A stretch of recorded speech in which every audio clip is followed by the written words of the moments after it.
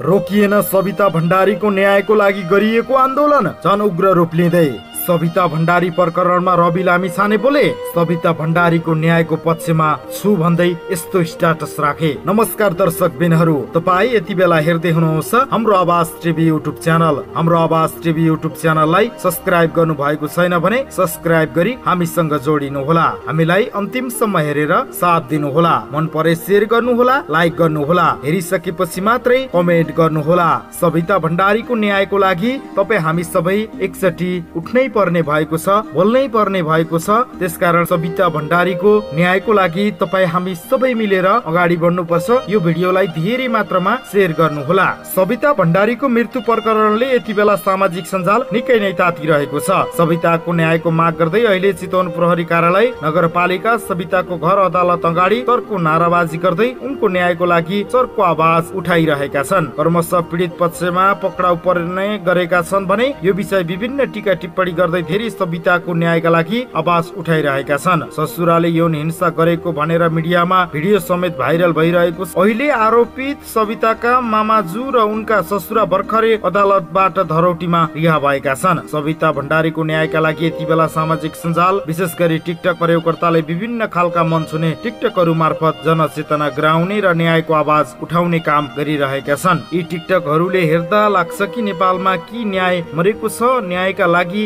यति धेरै आवाज उठ्दा पनि दबाउने काम गरिन्छ। यसभन्दा अगाडिको निर्मला पन्तको न्याय कहाँ पुग्यो? यस्तै प्रतिकूल परिस्थितिका बावजुद पनि देशभर आवाज चर्किरहेको छ। पुलिस केस गर्दा पनि 75 वर्षीय वृद्धको केस लाग्दैन भने रे पुलिसले भन्दै यस्तो अपराध गर्नेलाई कहाँ त्यसरी छोड्न मिल्छ र पुलिसले सरकारले आफ्नो स्वार्थका लागि भने सबै रातारात अध्यादेश ल्याउने तर्क कानुन छ भने कानुन बमोजिम कारबाही गर्ने, कानुन त छैन भने कानुन बनाएर भए पनि कारबाही हुनुपर्छ भन्ने जनचेतना सचेतनात्मक भिडियो निकै नै भाइरल भइरहेका छन्। यतिखेर टिकटकमा यसै गरी सविताको बुबालाई नातिनीको मुख हेर्नुपर्छ र छोरी मरिहाले छोडिदिनुस् भनेर दबाब दिएको समेत खुल्न आएको छ। त्यसपछि उहाँले भन्नुभयो कि बात त गइसक्यो, माटको के कुरा, सवितालाई न्याय चाहिन्छ।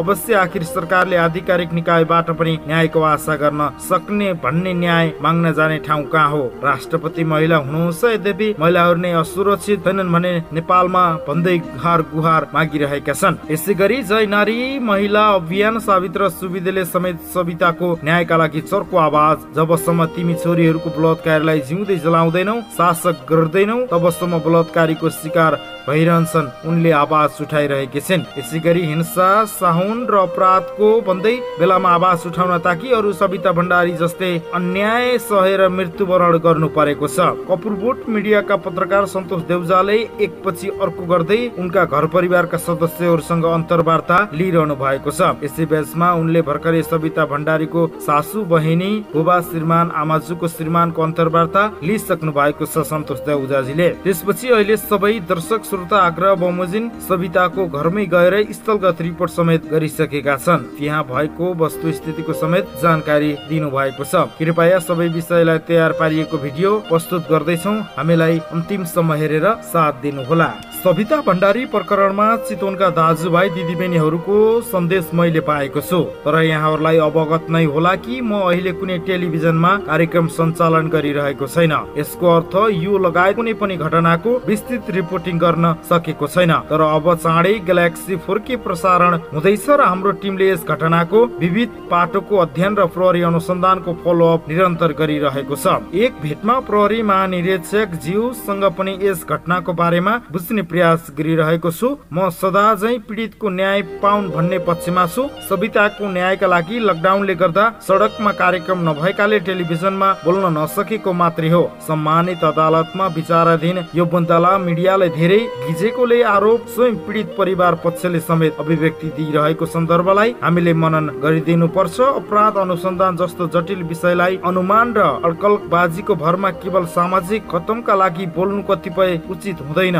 त्यसैले केही समय धैर्यपूर्वक प्रतीक्षा गरिदिनु होला। म स्वयंले निशर्त सत्य न्यायको पक्षमा छु। यथार्थ म सविता भण्डारीको न्यायको पक्षमा छु भन्दै रवि लामिछाने सविता भण्डारीको प्रकरणमा उनले एउटा स्ट्याटस राखेर आफ्नो प्रतिक्रिया जनाएका छन् र रवि लामिछानेलाई चितवनमा प्रहरी हिरासतमा रहँदा चितवनवासीले साथ दिएको र अहिले चितवनमा यस्तो सबिताको न्यायको पक्षमा रवि लामिछाने केही नबोलेको भन्ने गुनासो आएपछि रवि लामिछानेले आफ्नो आधिकारिक फेसबुक मार्फत स्ट्याटस राखेर न्यायको पक्षमा छु सबिता भण्डारीको भन्दै प्रतिक्रिया दिनु भएको छ। आफ्नै ससुराले बुहारीको गोप्य अङ्ग छुनु जस्ता नराम्रा हरकत गरेका भिडियोहरू एकाएक मिडियामा आइरहेका छन्। परिवार भित्रै असुरक्षित बनेका र नेपालका महिलाहरू भन्दै धेरै यस घटनाको विरोध गरिरहेका छन्। आफ्नै बुहारीमाथि कुदृष्टि लगाउने ससुरालाई देशव्यापी रूपमा कडा कारबाहीको माग भइरहेको छ। यद्यपि घटना निकै रहस्यमय रहेको प्रहरीले अनुसन्धान गरिरहेको छ।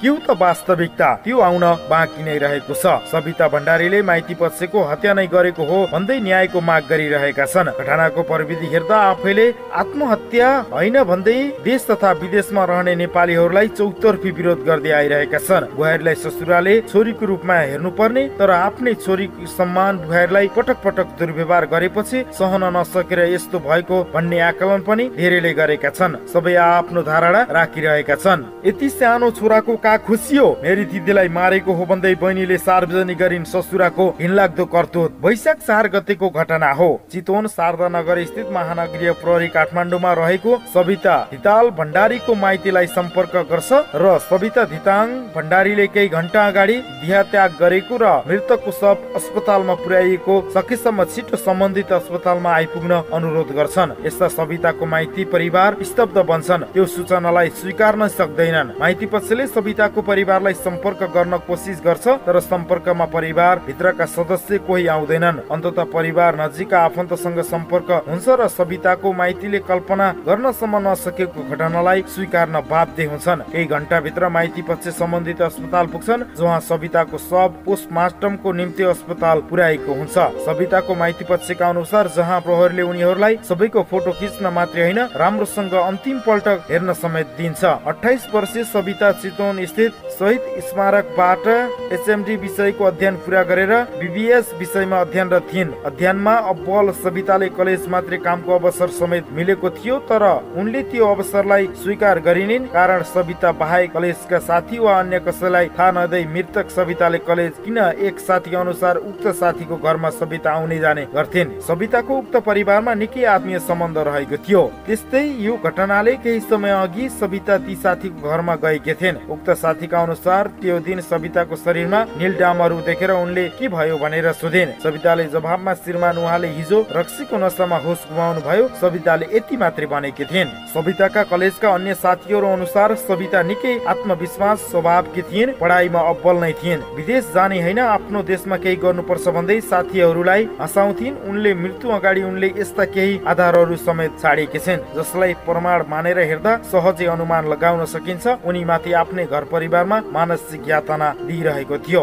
अहिले यो घटनाको सामाजिक सञ्जालमा निकै तातेको छ। विभिन्न माध्यमबाट सबिताले न्यायका लागि पहल गरेका छन्। श्रीमानले यातना दिने ससुराले यो सम्बन्ध गर्न समेत माग गर्ने प्राइभेट पाटाहरू सुमसुमाउँदै विभिन्न हरकत गर्ने गरेपछि उनले बाध्यात्मक भएर बस्न परेको अवस्थामा उनले अब बाहिर कुरा ल्याउने भइन् भनेर परिवारले नै सिद्धाएको भन्ने सबिताको परिवारको आरोप रहेको छ। सबिता भण्डारीलाई ससुराले गरेको अर्को घिनलाग्दो हरकत बाहिरियो। आफ्नै ससुराले बुहारीको गोप्य अङ्गमा छुनु जस्ता नराम्रा हरकत गरेको भिडियोहरू एकाएक मिडियामा आइरहेका छन्। परिवार भित्रै असुरक्षित बनेका छन् नेपालका महिलाहरू भन्दै धेरैले यस विषयको घटनाको विरोध गरिरहेका छन्। आफ्नै बुहारीमाथि कुदृष्टि लगाउने ससुरालाई देशव्यापी रूपमा कडा कारबाहीको माग भइरहेको छ। यद्यपि घटना निकै रहस्यमय रहेकाले प्रहरीले अनुसन्धान गरिरहेको छ। के हो त वास्तविकता त्यो आउन भने अझै बाँकी रहेको छ।